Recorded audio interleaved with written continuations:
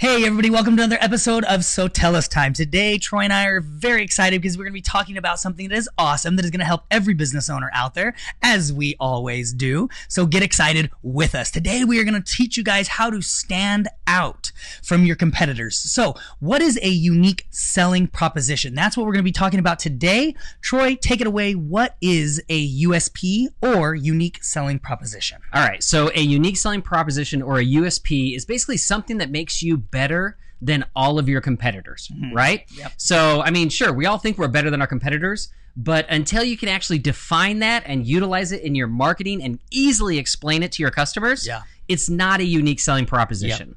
So that's pretty much what it is. So a good example, just to make it easy for everyone to understand what a unique selling proposition is, would be like SoTellUs. Yep. We're the only verified video review system in the world. That makes us different than every other review system out there, right? So anybody else out there that just gets reviews, they're all the same. Yep. But when we're talking about SoTellUs, they go, oh, well, what makes you different? Oh, well, we're the only verified video review system. Boom. Yep. Nobody's like us, right? That's our unique selling proposition. I love that question. When someone comes up to us and asks us that question, I'm just like, here we go. And we're able to blow them away with the whole video thing. It's amazing. We're the only ones out there doing it. We've got a lot of other things, but that is our main thing. So you might have multiple things that kind of make you stand out a little bit, but really it's like, what is your one main thing? And that's kind of what your USP is. I mean, and then, so let's talk about what is not a USP.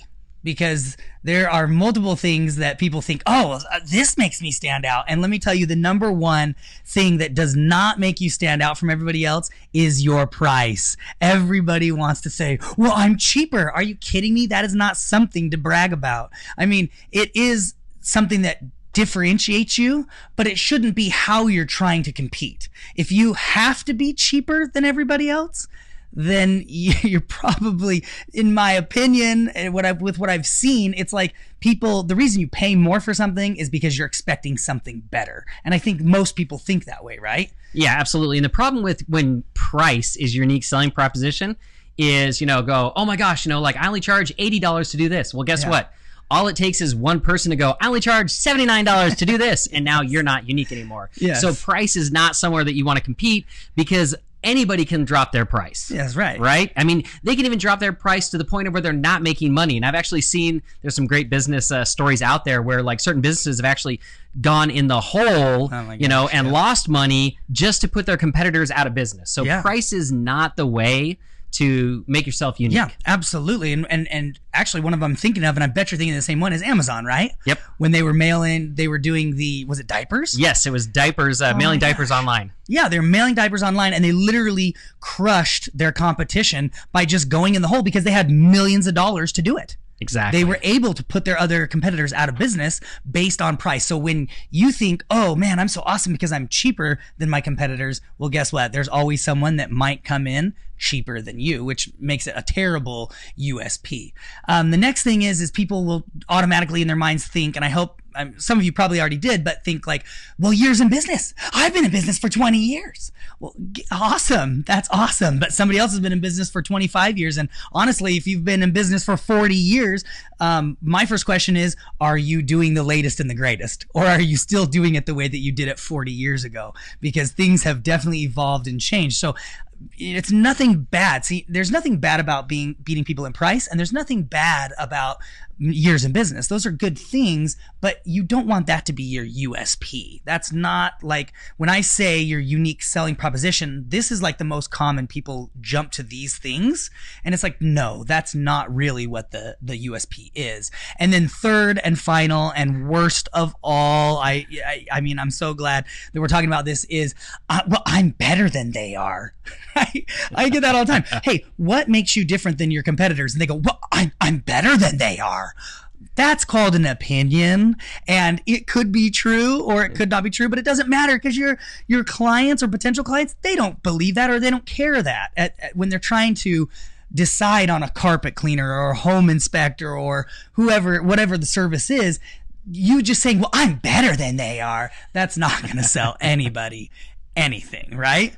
So we've gone over what is bad USP, right? what is good USP? What is a good, unique selling proposition, Troy? All right, so we'll give some examples of these. One example is having an amazing guarantee or a warranty. Yes. So, because that's one of the things that people are looking for, right? They're about to make a buying decision. They want to know that they're going to be taken care of, after the fact. So I'll give you a perfect example of this. There is a company called Saddleback Leather, and one of the things that they did is they have like this crazy origin story that involves like bullfighting and like escaping Mexico and like, I don't know, buying tacos with puppies. I don't know, it's crazy, right? But it's this really interesting story that like captures this adventure, right? And what they sell is they sell these leather satchels that are like kind of old looking but really cool. Like you would think of like someone running through Mexico trying to escape from the police and like some bandito, right? And that's their product, but they've got this really cool story that goes with it. Yeah. So people, like the story. And then the next thing is that they have a 100-year warranty. That's amazing. Yeah. So it's a 100-year warranty on their satchel. In fact, I think they call it their, they'll fight after it. They'll fight over it after you die warranty. Yeah. Kind of thing, right? So like it's going to outlive you. Yeah, your family, right?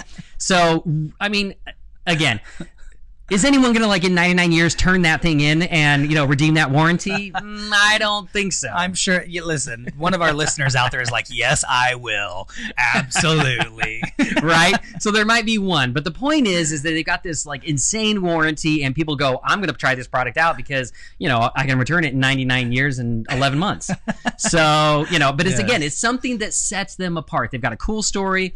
They've got an insane warranty. Yes. And people are going to buy it. Yeah. So that's one great way. Another great way, Trevor, I think you're going to talk to us about this is, a unique twist. Yeah. So tell us what's a good twist. A new unique twist on a product or service. So let's just say that, there's a billion of you out there, right? And there's a lot of industries that, like almost every industry, there's a billion of everybody out there. So what is something, thinking about your industry, what is something that you can do to make yourself unique, a different twist on that product or service? And one great example, if you don't know who they are, have never heard of them, Voodoo Donuts. Oh, yeah. Voodoo Donuts, man. Like, we all can name the donut places out there, and people have definitely done a really good job with branding and everything. But like Voodoo Donuts, when people say Voodoo Donuts, they're like, oh my gosh, did you try?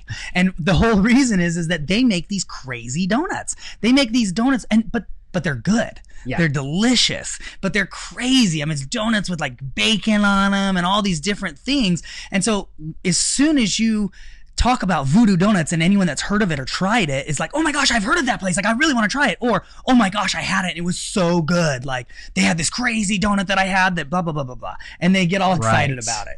And what they've created from that is they have lines out the door. They have these huge long lines out the door, and people wait in line for hours to get Voodoo Donuts. So what is something that you can do? Think about your business. What is something you can do to make your product have a twist to it, or your service have a twist, something awesome or fun? And I'll give you another example. There is a window cleaning company called Men in Kilts. Yes. Window cleaning, right? Men in Kilts. And when I first saw them, I was like, what? But they have blown up. They went with this unique twist, and I think you guys can guess what it is. They wear kilts, like Scottish kilts. And I'm amazed at how unique this branding. People at first think, what? But like, it's how they talk about that no publicity is bad publicity. You kind of, it throws you off at first that like this dude in a kilt just showed up to clean my windows, but it's unique and memorable. Yeah. So, and they have a really good time with that. I remember like when I first met these guys, they had their kilts on and they had like this shirt that said like no peeking, yes. And they're like climbing up these ladders, and they're like, hey, don't be peeking down there kind of thing. But it's awesome. Like everybody remembers it. And think about it. Like, again, these guys are sitting there, they're around your house, they're cleaning the windows, your neighbors drive by, and they see some dude in a kilt, on a ladder on the side of your house, they're going to be talking to the neighbor. They're going to come over later, or they're going to call and be like, that? Yeah, exactly. What was that? And of course, because they provide a great service, the neighbors will be like, oh, that's the guy who cleans my window. Yes. They're awesome. So like instant referral, right? I love it. No peeking. I mean, blah, right? Okay, so the next thing would be technology. So tell us a little bit about technology, Troy. All right, so technology is another way that you can separate yourself. And it's important that we're very careful when it comes to technology because, you don't want to confuse people. You don't want to like bog them down in details that they really don't care about. Exactly. Like they don't care what nut went on this, carpet cleaning machine or whatever. We may geek out about that, or you may geek out about that as a carpet cleaner, but your clients aren't going to care. Yeah. An example is I hear in the carpet cleaning industry all the time. It's like, well, I use the vacuum that circles, it spins in a circle versus the wand, and the wand sucks. Well, guess what? Your client, they don't care about that. That's not going to make them be like, oh, you're so much better, because they don't understand it. Right, exactly. That's something that they don't understand. They don't understand circular versus wand or whatever. Yep. Right? And that's a very hard thing to convince them with. Yes. Right? But there are ways to do it. So I'll give you an example. We have one of our clients, and he's in this area, and he is the only person who uses a certain system to clean carpets. And that type or that technique of carpet cleaning is actually recommended by the largest carpet maker in the world. That's awesome. So I was meeting with him. We were going through his website, and he was looking for some ways to, get a higher conversion on the website. And I said right off the bat, okay, tell me what makes you different. And we were going through kind of this unique selling proposition. And he told me, I said, well, what about your equipment? What about your technology? And he's like, well, I use this. And by the way, Shaw, recommends that this is the only way you should get your carpets cleaned. And I'm like, okay, exactly. That's something very simple that you can explain to a consumer of like, this is one of the reasons why I'm the best in my area, because I'm the only one who uses this technique or this technology, which your carpet manufacturer recommends you use. Yes. Right? Yes. So that's a great way to use technology, but do it in the right way, by having, something behind it like that. And that's like Zero Res. I hear them on the radio all the time, and it's not them, it's the radio hosts that are doing a commercial for them. But it's always like, with Zero Res, we leave behind no residue. The only system that you can walk on within, I don't know, it's immediately or 2 hours or something like that, right. Where, so they're definitely trying to use that USP of that, like, we use this awesome technology that nobody else is using, and it's so much better. And I mean, that's kind of what you want to do. Exactly. So then here's another example. One of our clients who's a commercial cleaner, so he cleans office buildings, and he was looking for a way to make him stand out and be different than everybody else out there.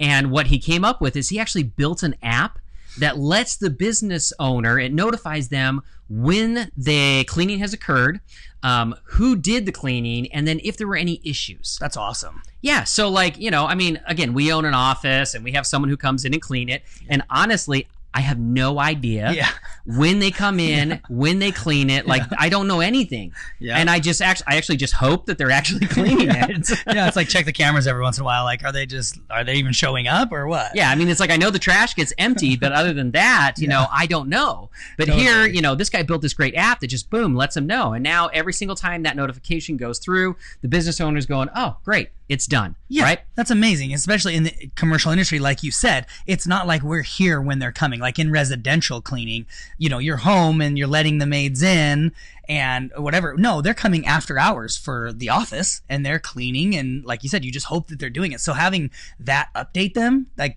that's awesome. That's huge. In fact, we need that. Yeah. I'm going to tell my cleaner, if you don't have that, I don't want you anymore. Right? And that was the thing, again, when I was working with this client over their USP, we went through the regular ones. Well, we've been in business for this long. We've done this. We've done that. And I'm like, no.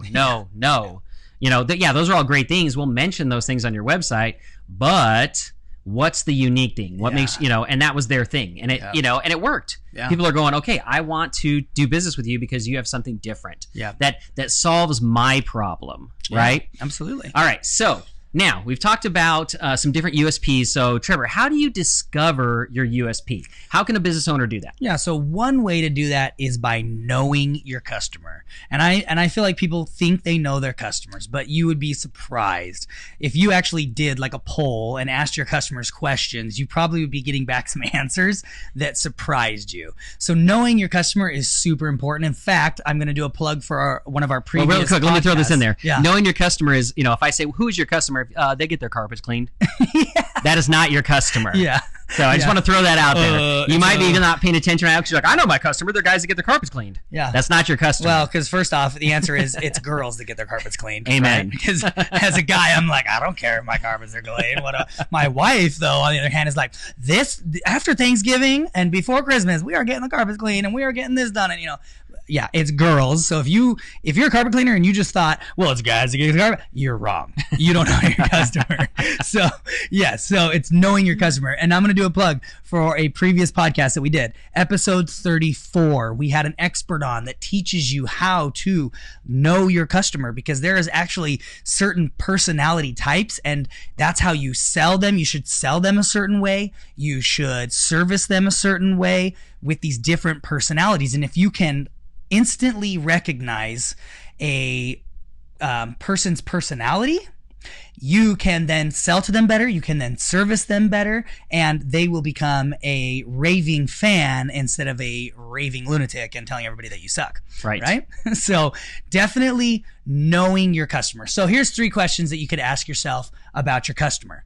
What does your customer really want?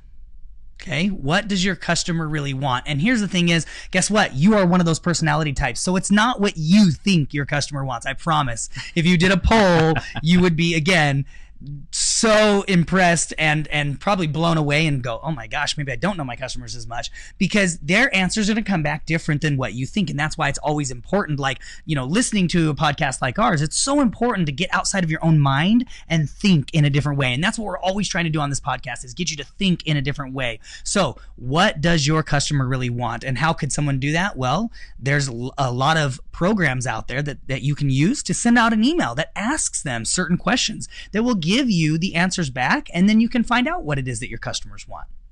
So that's a really good way to do it. Then how can your product or service solve their problem? So think about that. How can it solve their problem? Or does it solve their problem? Right, because a lot of times when we're thinking of our USP, again, we go back to the technology of like, well, I've got this nut bolt, this thing hooks together, that doesn't solve their problem. Yeah. At all, right? So that's not that is, does not qualify as a USP. Right. So you need to ask that question yourself. How does this product or service solve their problem? What is their problem? How am I solving it? And that's my USP. And that's what you just said. You got to even step it back further of what is their problem? Yes. What do they need? But that goes back to, what does my customer really need, right? What is the problem? People want their problem solved, right? Yep. They look at their carpets being dirty as a problem. They look at, a home inspection when they're selling their house as, is there any problems, that kind of thing. So, and then how can your product or service solve that problem for them? And then last, what factors motivate their buying decisions? So what factors motivate their buying decisions? Why? Like, what is something you could present to them that would get them excited about purchasing your service over somebody else's, right?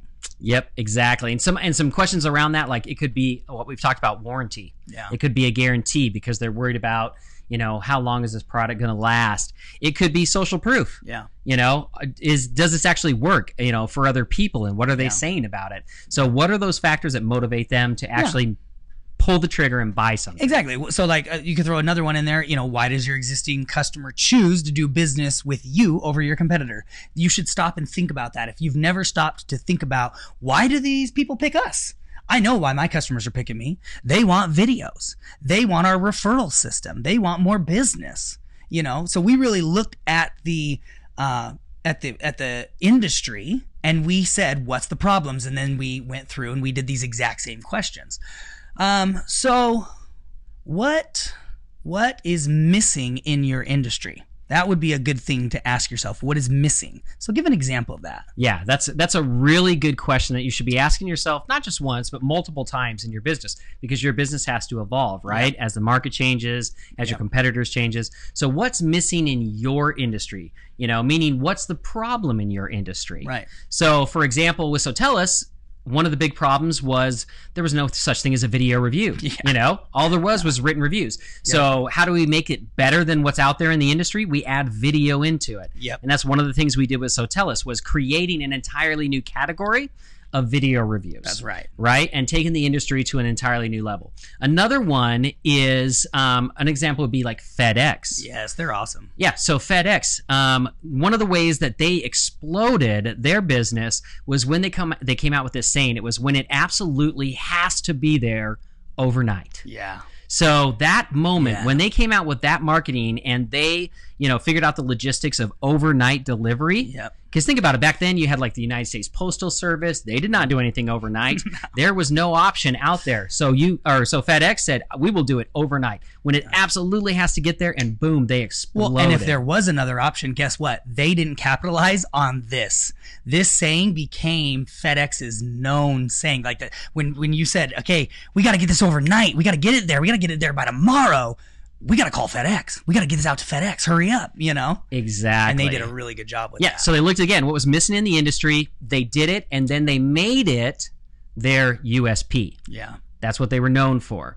All right, so Trevor, what does your business stand for? This is kind of one of the last questions here, but can you give us some examples of like, what does your business stand for? How does this help you figure out a USP? Yeah, and this is something that people struggle with, okay? Because a lot of people, they try to be everything to everybody. And when you try to be everything to everybody, you are nothing to nobody, I promise. You are not doing any one thing excellent. You are probably doing okay at multiple things. So you really want to hone in. Let me give you a good example of that. Yeah. Do you want a surgeon that does surgery on your entire body? He can take out a toenail, an ingrown toenail, all the way up to brain surgery. Yeah. And he, maybe does one brain surgery a year because he's doing, 100 different surgeries. Or do you want someone who does brain surgery, 3 times a day for the last 20 years? Exactly. Right? You want something that, you want to be the best. You want the best. Absolutely. So like when my back exploded, we've talked about this in many episodes, and I had was a lot of nerve damage. So a lot of people were like, oh, you need to go and see this back doctor. You need to go see this back surgeon. You need to go and see this orthopedic surgeon. And could I have seen an orthopedic surgeon? Sure, I could have. But I wanted to address the nerves. That's my leg had drop foot. It was paralyzed. I didn't want to, walk with a walker for the rest of my life. So I needed to go see a neurosurgeon who, yes, most of the time works on the brain, but also knows the nervous system like crazy. And he could address that nerve problem that I was having. So I went and saw the neurosurgeon versus the orthopedic surgeon. Absolutely. I was never going to let, anybody else get anywhere near me because the real problem was that leg. So it's another perfect example. So another one would be Zappos, because it's really about what makes you stand out. So what makes your business stand out? And that's what this whole thing is. What makes your business stand out from everybody else's business? Zappos has done a really good job with this, because buying online, especially when Zappos around that time, it was a little bit of a scary thing. I mean, I remember back with eBay, and eBay had tons of problems. You'd try to return something. They wouldn't let you return something. You would buy something and you would never get it, but they would charge you for it, and there was no way to get the money back. And I remember horror stories with eBay. And so Zappos came out with, their unique thing, which was what? First, shoes. Yeah. They just focused on shoes. Like, hey, we are the place to buy shoes from. And then from there, they took all the worry out of it, because you could return them for any reason. There was their return policy was amazing. It took the fear out of buying the shoes, because you knew you could return them. So if they didn't fit right, if they weren't the right color, if they just weren't what you thought they were going to be, they would take them back, no problem. So it was an opportune time for them, because, like eBay and all these companies that were having all this online problems, then you've got Zappos, who's like, hey, buy from us. If you don't like it for any reason, send it back. Buy another pair. And that's exactly what people would do. Yeah. Until they found their perfect spot, Right. And if you wanted Nike shoes, you didn't go to Nike.com to buy your Nike shoes. You went to Zappos to buy your shoes, because, again, their return policy. That's why they got the business. Could you have bought shoes directly from Nike or Adidas or someone else? Yeah, you absolutely could. But they didn't have the return policy. So everybody funneled all their business into Zappos. Absolutely. And then last would be Amazon. Yes. They were awesome and still are awesome. They have really changed the whole online industry. They've changed even, consumer shopping, going to stores. They have affected stores. They have literally shut malls down because of Amazon. And their big thing was their delivery. They came out with a free 2-day delivery. Free. So we're all used to ordering something online, and it's going to take 5 to 7 business days. And Yes. it's so annoying because guess what? The next thing is what they don't tell you is they don't process the order for 2 days. 2 days. So really you're talking like 10 days before you get this thing that you just purchased, and you're so excited to get it, you want it fast. Amazon understood that. So they gave you free 2-day shipping, and then they took it a notch up, and they even created same day delivery, which is a phenomenal. I mean, I get so excited. I get so excited when I go on there and I'm looking at something and I'm like, oh my gosh, if I order in the next hour and 36 minutes, I can get it today. Like, it makes me buy it. It makes me buy it because I'm like, well, if it was going to get to me in 5 days, I'd probably, I'd hem and haw about it a little bit and I'd second guess it. But they have changed that. Yeah, and I'll give you another example of this for Amazon. And this, some of you guys might think, oh my gosh, Troy. But this is the truth. So like if I need, paper, pens, anything, any supplies for the office, there's an Office Max like literally across the street from us. Yes. Do I ever go to Office Max? No, because I can buy something on Amazon and in 2 days it's delivered right to my door at the office and I don't have to get out of my comfy chair and go over there and do it. Same thing, like Best Buy is like right there. Oh yeah. If I can get it on Amazon, I am not going to walk 100 yards to Best Buy. Let's be honest. Troy likes that drink ice. Yes. He loves this. It's like sparkling water, right? Show it off. Here we go. Ice. Troy orders his ice off of Amazon. Yeah. Could I go to Walmart across the street and get the ice? Of course I could. But why would I put that effort in for free? The Mecca. We are in the Mecca of stores. We have everything around us, and yet we don't get off our butts and go there. No, we just order it on Amazon and it gets shipped right and delivered to my door. It's so amazing. Now, if I had to pay $10 to get it delivered to me and it was going to come in 2 weeks, then of course I would go across the street to buy it, right? But because it comes in 2 days and it costs me nothing, and that's what's one of the many things that blown Amazon up is they changed the delivery when it came to online purchases. Yeah. Absolutely. I mean, and that's the thing is when you can really change an industry like doing videos, over these 3 years, we've blown up to over, I think we're 3,800 something clients now and everything. And people are like, man, why are you guys growing so fast? Like, how's that happening? And it's like, well, because these other people, they have to go and get funding. They have to go and charge way more than we do. Guess what? We don't charge less. They have to charge more. That's how I look at it. Yes. It's like, and that's not a unique selling proposition, right? I've already said that, but like that's their unique selling proposition. Yeah. Yes, we give you 10% of the service for twice the price. That's right. Less for more, and not in a good way. That is actually my unique selling proposition. Not that I charge less. My competitors have to charge more because they suck compared to me. And that's how we've really blown up. And so if you can figure out something in your industry, if you can figure out a way to make you look unique, to offer something, I mean, you might have to, I would say, step back. Final thoughts here in my mind. Yep. And then I'll give Troy a final thoughts spot too. But in my mind, if it was me, and this is how we start every business we've ever done and every product we've ever created, and it's why they've all been successful. I've never launched a product or a business that did not work. Yep. Did not hit 7 figures. Absolutely. And the reason is because I stopped and I looked at the industry and I looked at what it was that I wanted and I said, what are the problems with that industry? What could be improved with that industry? Is it available out there? And if it is available, is it widely known? And then if it's not available or widely known, can I make it, create it, build it?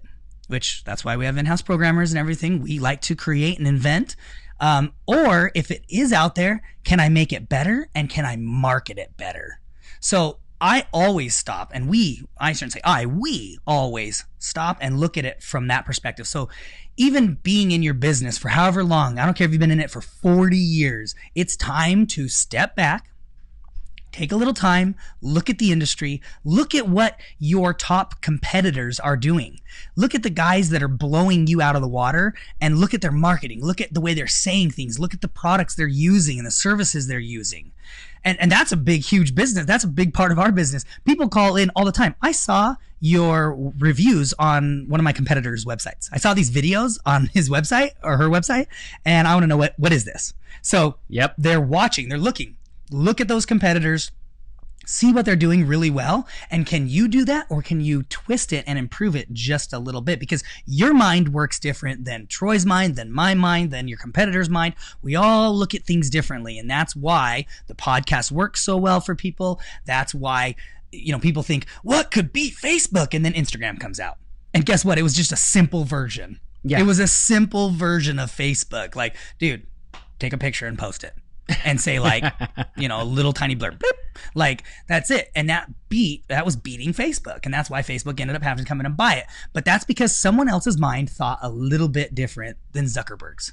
Yeah. So that would be my final thoughts, guys, is stop, take a look at the industry. What can you do different? Troy, anything to add to that? Yeah, the only thing I would add to that is once you figure that out, then you have to incorporate it into your marketing. Mm-hmm. It has to go into your website. It has to go into your ads. It has to go into your brochures. Anything that you're doing, anything that clients are seeing, potential clients are seeing, you need to build your marketing around that unique selling proposition to make you different. Because Absolutely. Just because you're different, if nobody knows you're different, right, then it doesn't really matter. Absolutely. So get it in your marketing. And again, this is so important, for especially like Trevor said, even if you've been just for 20 years and you have a great customer base, your competitors, they might be listening to this podcast and they might be doing what we're talking about. So you've got to do it now so that they don't come in and beat you. Absolutely. Yeah. We had a guy the other day that called in, was going through a demo of SoTellUs and looking at it. And, he was like, well, my competitors, they might see it and then they'll call you and then they'll be doing it too. And I said, or your competitors are already doing it and they're going to see us. They're going to find us, because guess what? We spend hundreds of thousands of dollars on events and hundreds of thousands of dollars on online marketing. And we're out there building our business. Your competitor is going to find us. So why don't you do it first? Yes. Be the first in your area to crush it. And he was like, oh yeah, that's a good idea. I should do that. Yeah. Okay. And he signed up because he wanted to be the first. And he wanted to crush it, right? So definitely, yes, I agree with everything. I hope you all agree with it. I hope that it opened up your minds, made you think a little bit differently. We are so grateful for all of your listening. We're grateful for you guys implementing it. We're grateful for you guys sharing the podcast and then emailing us. We love getting messages on Facebook and emails saying, this is so awesome. Thank you so much. I just did this, or this. And so if there's anything that you have implemented from the podcast that has helped you, shoot us an email. Find us on Instagram and message us. Find us on Facebook and message us. We're everywhere. So pretty much anywhere you want to look, we are there. But again, as always, we ask, please share this, because there is enough in the world to go around. There's enough money. There's enough business. Don't try to hide it or hoard it. Be helpful. And you have tons of friends that are business owners that you probably don't even realize. So take a screenshot of it if you're listening to it on your phone. If it's a YouTube video, if it's on our YouTube channel, take it and share it. We allow people to share those videos. So you can just copy the link and share it onto your social media sites. But get the word out there. Let's start helping others, because we can help everybody rise. We'll all do better. And I just thank you guys. Thanks, Troy. What a fun time. Absolutely. All right, we will check you guys next time on SoTellUs Time.